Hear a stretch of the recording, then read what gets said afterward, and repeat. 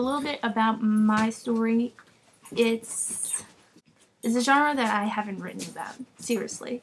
If it was written by me, it was probably, to be honestly, a fanfic. Otherwise, I don't know, I just never wrote about it. Either I was writing a different genre and I just couldn't get myself to wrap my head around a whole different, mindset, or I don't know.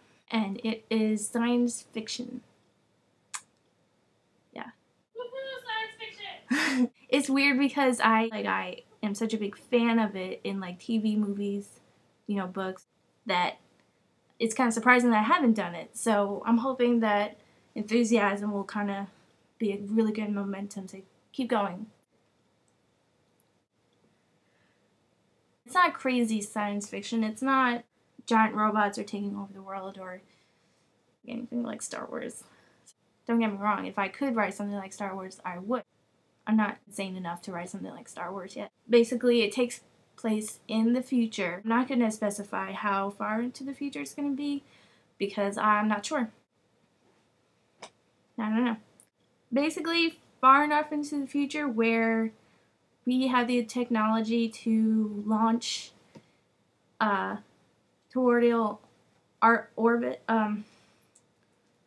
Basically, it's a donut shape. Diameter is so large that it can spin, and if we had the technology and the fuel and the money to build, bigger than a space station that can hold a lot of people. It's self-sufficient, runs on solar power. Now I sound like a geek now explaining it to you. Just trust me, they're colonies, like the traditional term of a colony. It's a settlement of people in a new area in space. It's not all the way in space. Look up and see one. That's how I can explain without sounding super dorky or I don't know. At the same time, something happened to the Earth. I'm not sure if it was man-made or natural causes. I feel like that's a detail that's something I could decide later, basically. All I know is something horrible happened to Earth.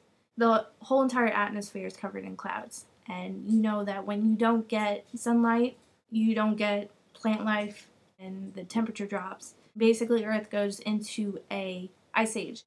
Not everyone dies. I feel like a large percentage of the population died. But for those who survive it, make up the subterranean society where they are basically mining the Earth and surviving under the surface.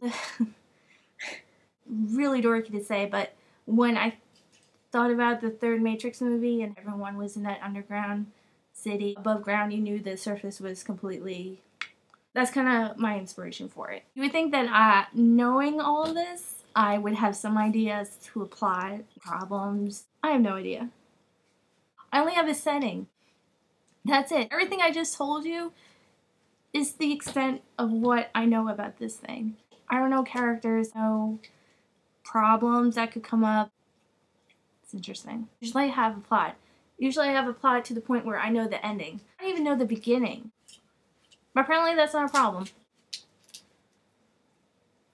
I can see why they say to research for only a week, because researching is another way to put off writing. And to say that you only have a week to know everything about your story and then that's it, it's kind of scary, but at the same time, it gives me time to figure out stuff through the writing.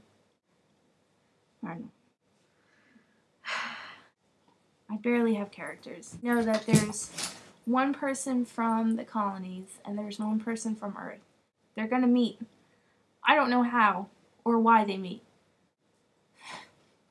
But when they do, it's gonna be some sort of problem, I'm hoping. I don't know. My job as a writer is to make my character's life a living hell. And I'm looking forward to that. But I need characters first. I can't be the evil mastermind if I have no one to be an evil mastermind to. So I'm gonna try and see if I can flesh out people to torture. No one said writing was pleasant. It's not. You make up people for the sole purpose of torturing them. Whatever. I have nothing to say for myself. That's just what I do. If you're a good writer, you try and think of things to go wrong. Like, that's all you do all day. If we all wrote stories where the characters had happy endings, they got together with their true love, and if I wrote stories like that, no one would take me seriously. If you can't tell by now that I'm talking about Stephenie Meyer, I'm talking about Stephenie Meyer. P.S. Spoiler alert. Sorry, Kelly. I'm just saying.